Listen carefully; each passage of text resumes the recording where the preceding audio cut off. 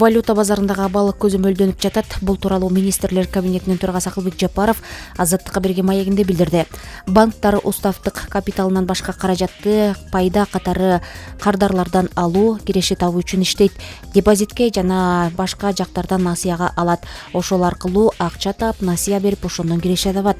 Азыркы тапта Орусия менен Украинанын ортосундагы атайын операциядан соң валюта рыногунда өйдө төмөн олку-солку орун алып жатат. Буга чейин жергиликтүү банктар чет элдик валютаны Орусиянын банктары аркылуу алып келсе, азыр айланып башка өлкөлөр аркылуу ташып жатат.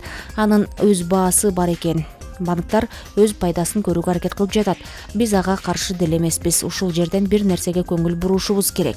Биз 30 жылдан ашык убакыттан бери капитализмдин шартында жашап жатабыз, бирок муну унутуп калып эле илгерки коммунисттердей талап коюп жатабыз, деди Акылбек Жапаров.